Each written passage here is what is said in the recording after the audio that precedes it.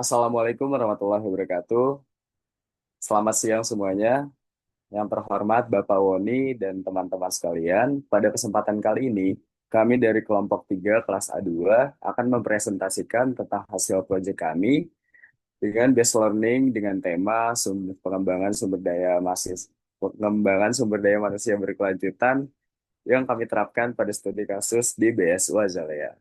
Sebelum itu, izinkan kami untuk memperkenalkan diri terlebih dahulu dengan saya sendiri yang bernama Safwan Khalid Abdurrahman dengan NIM akhir 003, lalu ada Cahyaning Viola Hatsari dengan NIM akhir 023, lalu ada Sila Maesa dengan NIM akhir 042, lalu ada Riri Dwi Marzeti dengan NIM akhir 079, lalu ada Zaki Abdul Hadi dengan NIM akhir 108.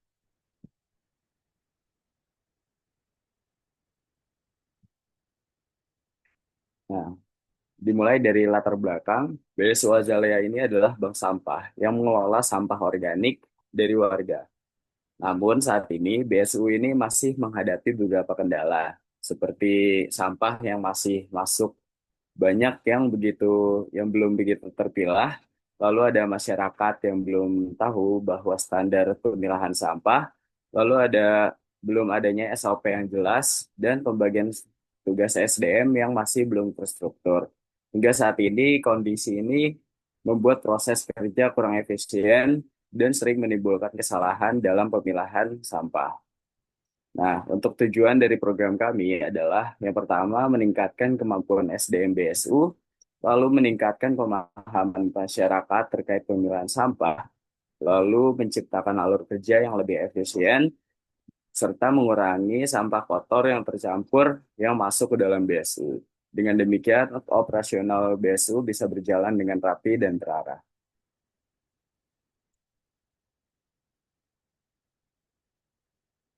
Nah, pada tahap ini kami memetakan kebutuhan SDM melalui job description. Nah, yang pertama itu ada ketua bertanggung jawab mengawasi operasional dan mengambil keputusan. Lalu ada sekretaris yang mengelola administrasi, pencatatan setoran, dan laporan.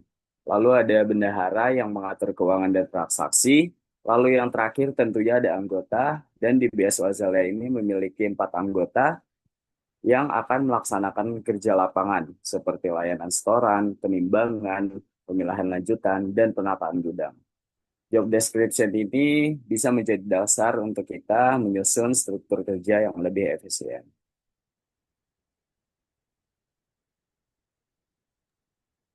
Baik, selanjutnya di sini ada struktur jabatan dan job desk di mana kita mengambil patokan dari struktur organisasi di BSU Azalea ini. Yang pertama, paling atas itu ada ketua yang tugasnya adalah untuk mengkoordinasikan seluruh kegiatan BSU. Selanjutnya, di bawahnya ada sekretaris dan juga bendahara, di mana sekretaris tugasnya adalah mengelola administrasi dan pencatatan data, dan bendahara sebagai mengatur keuangan dan rekap transaksi sampah. Selanjutnya, di bawahnya ada anggota 1 sampai 4, yang dimana pembagian tugasnya adalah sebagai pemilah, penimbang, dan pembersihan area dan juga pelayanan masyarakat.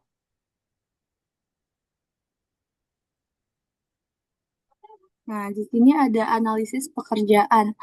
Seperti yang sudah dijabarkan sebelumnya, ketua itu harus memiliki kemampuan manajerial, koordinasi, dan pengambilan keputusan. Untuk sekretaris, diharapkan untuk memiliki kemampuan pencatatan, ketelitian, dan komunikasi administratif dan pencatatan data. Lalu bendahara, di sini diharapkan juga untuk memiliki kemampuan menghitung akurasi data dan transparansi. Untuk anggotanya di sini untuk analisis pekerjaannya adalah memiliki kemampuan ketelitian dalam pemilahan, kemampuan fisik ringan, dan pemahaman kategori sampah. Nah, struktur ini digunakan sebagai acuan dalam pembagian tugas agar setiap anggota BSU memiliki peran yang jelas dan tidak terjadi tumpang tindih pekerjaan. Dengan pembagian tugas yang terstruktur ini, alur operasional BSU menjadi lebih efisien beban kerja lebih merata, dan proses pemilahan hingga pelayanan masyarakat dapat berjalan lebih teratur.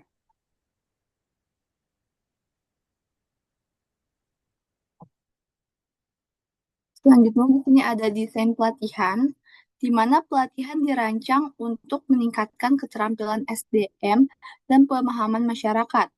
Fokus utamanya itu di bidang pemilahan sampah, kebersihan sampah, alur operasional, dan pelayanan setoran. Nah, di sini peserta terdiri dari pengurus BSU dan perwakilan masyarakat. Metode yang digunakannya meliputi penjelasan, demonstrasi, dan simulasi langsung.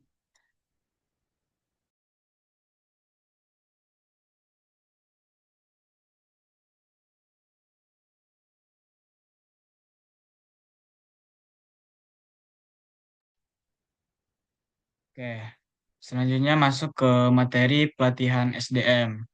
Di sini kami ingin menjelaskan beberapa poin yang dimana di sini terdapat pengenalan kategori sampah yang diterima dan ditolak oleh BSU. Lalu di sini terdapat penyusunan dan penerapan SOP pada pemilihan sampah, dimulai dari teknik menimbang, mencatat, dan menyusun data pada transaksi. Lalu standar kebersihan area kerja dan penanganan sampah yang bermasalah. Lalu yang terakhir ada pelayanan kepada masyarakat dalam proses setoran.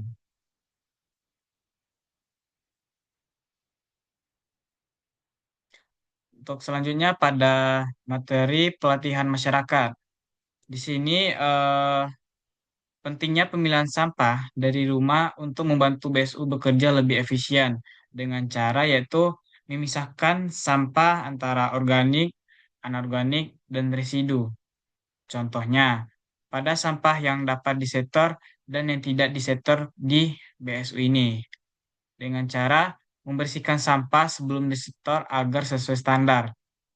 Lalu untuk yang terakhir, alur penyetorannya kepada sampah di BSU Azalea.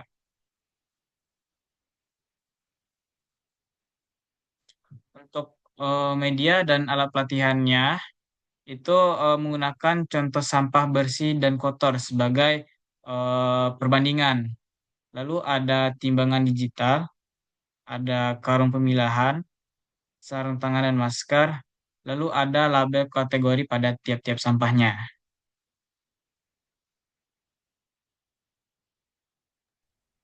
Oke, selanjutnya yaitu metode pelatihan.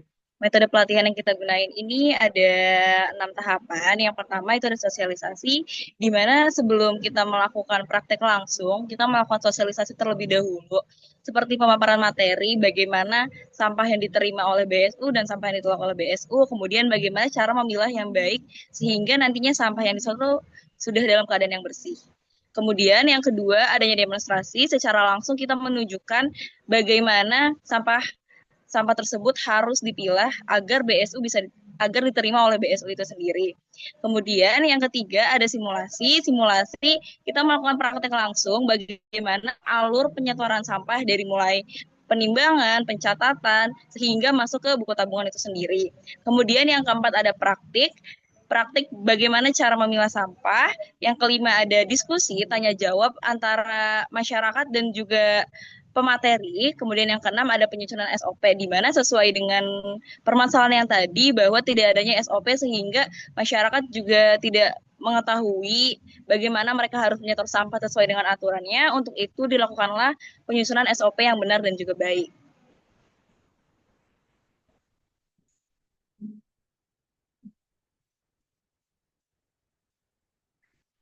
Selanjutnya ada output pelatihan dari apa yang udah kita jalanin selama 1 hari dari mulai simulasi hingga praktik dan pembuatan SOP ini, di mana kita jadi mengetahui struktur SDM BSU ini punya lebih jelas dan juga terarah dari mulai ketua hingga anggotanya. Kemudian bagaimana masyarakat ini mematuhi standar pemilahan untuk sampah sebelum disetor sehingga BSU tidak melakukan pekerjaan yang memberatkan. Kemudian yang ketiga, tingkat kesadaran tingkat kesalahan pemilahan menurun signifikan karena ketika kita melakukan pemateri langsung, kemudian praktik secara langsung, masyarakat jadi mengetahui bagaimana cara memilah sampah yang benar. Kemudian yang keempat, adanya efisiensi kerja BSU meningkat. Kenapa meningkat? Karena ketika masyarakat yang menyetor sampah ini sudah dalam keadaan yang terpilah, artinya anggota-anggota BSU tidak perlu melakukan pemilahan kembali sehingga adanya efisiensi kerja.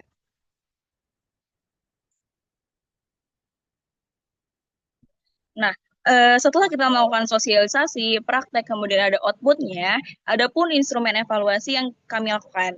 Di sini ada beberapa metode yang kita gunakan. Salah satunya itu adanya ketika kita sudah melakukan praktik langsung, kita memberikan sebuah angket atau checklist, kemudian kita juga ada seksi tanya jawab tadi, kemudian yang ketiga ada pemantauan. Jadi ketika sudah selesai materi yang kita lakuin, kita memantau bagaimana di minggu-minggu berikutnya apakah warga sudah menerapkan atau tidak. Nah, di sini ada aspek evaluasinya, yaitu dari jumlah peserta yang hadir untuk mendengarkan materi, kemudian bagaimana mayoritas peserta ini memberikan penilaian setuju, sangat setuju pada aspek pemahaman, manfaat, dan juga penyampaian. Jadi di dalam bentuk angket tadi, di dalam kertas ketika sudah selesai, kami bagikan dan bentuknya itu adalah setuju dan juga sangat setuju.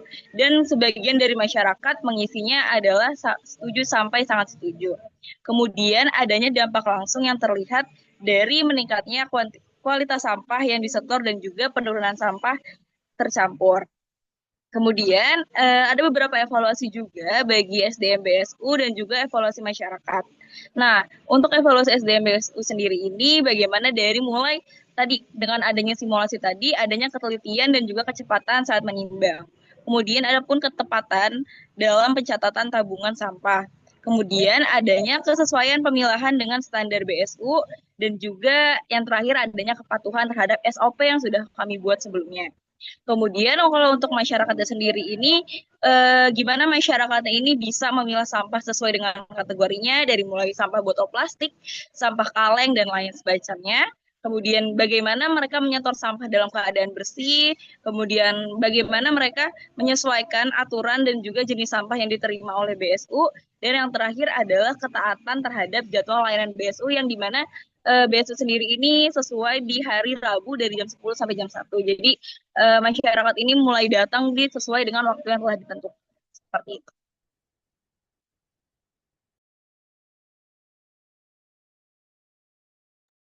Baik, selanjutnya ada rancangan pengupahan. Sumber dana dari pengupahan itu sendiri didapat dari BSI sebesar 500.000. Kurang lebih 500.000 kami mengasumsikan di angka 500.000.